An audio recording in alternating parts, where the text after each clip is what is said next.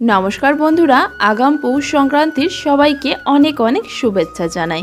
বন্ধুরা, আজকের আমার রেসিপি একটি ডিম আর এক বাটি সুজি দিয়ে তৈরি অসম্ভব মজার একটি টেস্টি রেসিপি। এই রেসিপির মধ্যে আপনারা 3 রকমের টেস্ট পাবেন: সুজির ডেজার্ট, পিঠা এবং সুজির রসালো মিষ্টির স্বাদ পাবেন। সম্পূর্ণ দেখতে থাকার অনুরোধ রইল বন্ধুরা।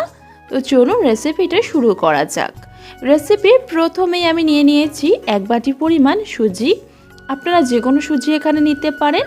তারপর আমি সুজিটাকে মিক্সির মধ্যে নিয়ে ভালো করে একটু গুঁড়ো করে নেব। তো দেখুন বন্ধুরা, সুজিটা গুঁড়ো করে নেওয়া হয়ে গেছে। আর সুজিটা বেশ ভালো করে মিহি করে গুঁড়ো করে নেবেন, তাহলে রেসিপিটা অনেক বেশি ভালো হবে। গুঁড়ো করে নেওয়া সুজিটাকে একটা সাইডে রেখে দেব। তারপর এখানে নিয়ে নিয়েছি একটি সাধারণ তাপমাত্রায় থাকা ডিম। ডিমটা আমি ভেঙে নেব। আর ফ্রিজে ডিম থাকলে কিন্তু 30 মিনিট আগে বাইরে বার করে রেখে দিতে হবে। তো ফাটিয়ে নেওয়া ডিমটাকে আমি একটি বড় পাত্রের মধ্যে নিয়ে নিয়েছি। তারপর এর মধ্যে দিয়ে দেব আমি হাফ বাটি পরিমাণ চিনি। আর চিনিটা দেখুন, আমি এখানে একদম ছোট দানা যে চিনি হয় সেটা ব্যবহার করেছি। যদি আপনাদের চিনিটা একটু মোটা দানা হয় তাহলে মিক্সির মধ্যে একটু গুঁড়ো করে নেবেন, তাহলে কাজটা অনেক বেশি দ্রুত হবে। চিনিটা দিয়ে দেওয়ার পর ডিমের সঙ্গে খুব ভালো করে মিশিয়ে নেব। কিছুক্ষণ সময় নিয়ে খুব ভালো করে মিশিয়ে নিতে হবে, যাতে চিনিটা সম্পূর্ণ গলে গিয়ে ডিমের সঙ্গে মিশে যায় আর ডিমের কালারটাও অনেকটা চেঞ্জ হয়ে গিয়ে সাদা রঙের হয়ে আসবে।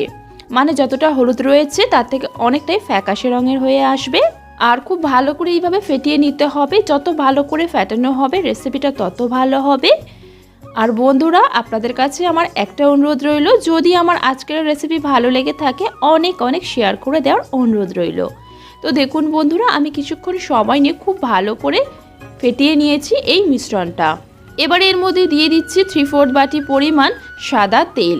এখানে কোনো রকম সুগন্ধযুক্ত তেল ব্যবহার করবেন না, সয়াবিন অয়েল ব্যবহার করবেন, যাতে কোনো রকম স্মেল না আসে।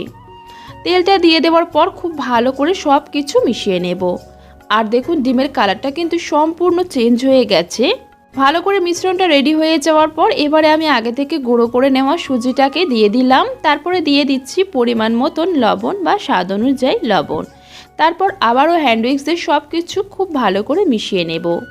প্রথমের দিকে সুজিটা মেশানোর সময় মনে হবে যে ব্যাটারের ঘনত্বটা অনেকটাই মোটা বলে মনে হচ্ছে, তবে খুব ভালো করে যখন 2-3 মিনিট ফেটিয়ে নেবেন দেখবেন মিশ্রণটা অনেকটাই পাতলা হয়ে আসছে।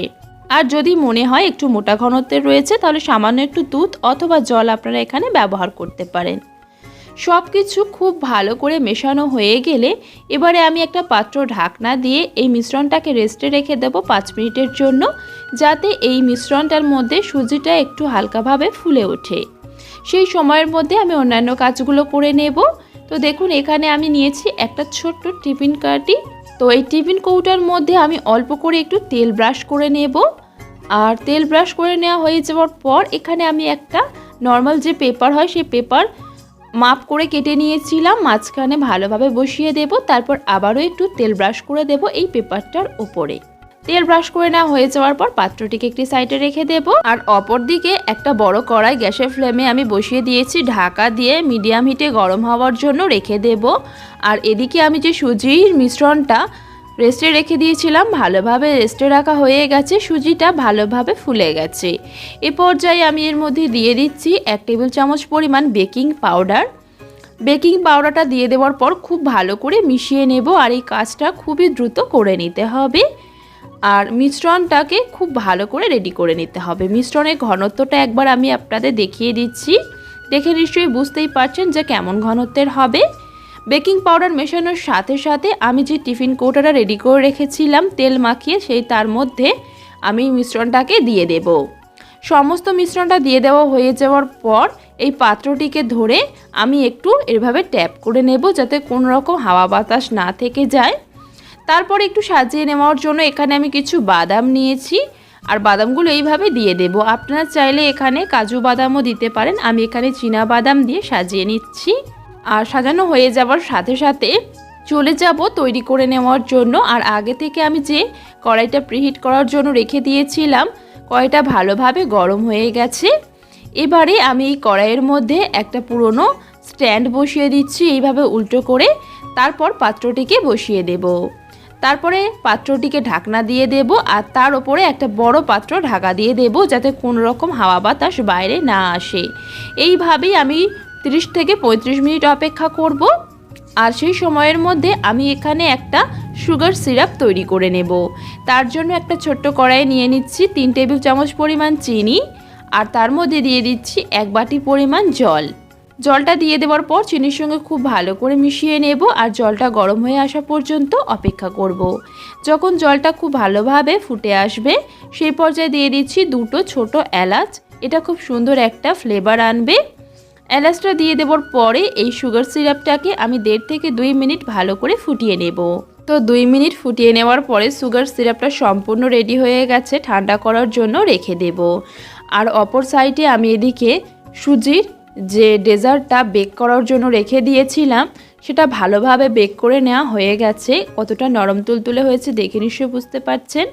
এবার একটা কাঠি নিয়েছি, আমি এইভাবে চেক করে নেব, যদি কোনো রকম নরম মিশ্রণ কাঠির সঙ্গে লেগে না যায় তার মানে একদম পারফেক্টভাবে রেডি হয়ে গেছে।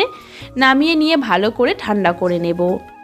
ভালো করে ঠান্ডা হয়ে গেছে। এবারে একটা প্লেটের ওপরে এইভাবে রেখে পাত্রটিকে উল্টো করে এই ডেজার্টটিকে বার করে নেব। তারপরে যে পেপারটা পেছনে রেখেছিলাম সেটা তুলে নেব।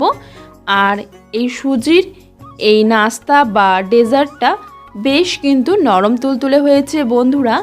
আপনাদের মনে হতে পারে যে আমি এটা এখানে কেক তৈরি করেছি, কিন্তু না বন্ধুরা, এটা সুজির কেক নয়, এটাকে সুজির ডেজার্ট বা বাসবুসা নামে পরিচিত করা হয়ে থাকে। তো এবারে আমি এই সুজির ডেজার্টটিকে একটা কাঠি দিয়ে খুব ভালো করে এইভাবে ফুটো করে নেব, যাতে পরে আমি সুগার সিরাপটা ওপর থেকে দিলে খুব ভালোভাবে ভেতর পর্যন্ত সোক করে নেয়।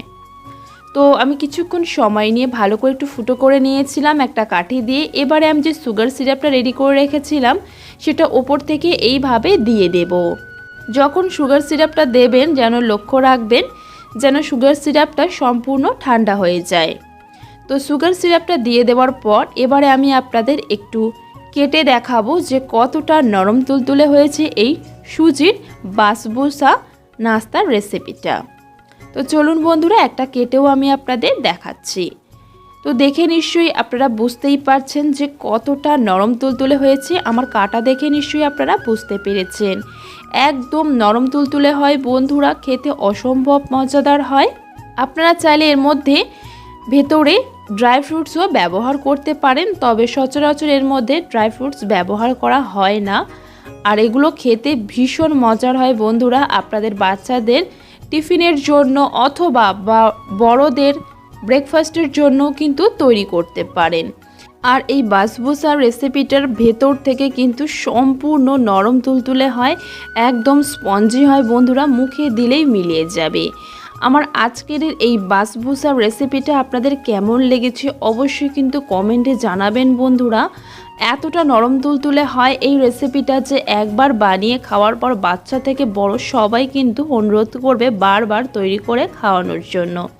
তো বন্ধুরা, আমার আজকের এই সুজির বাসবুসার রেসিপিটা আপনাদের কতটা ভালো লেগেছে অবশ্যই কিন্তু কমেন্টে জানাবেন।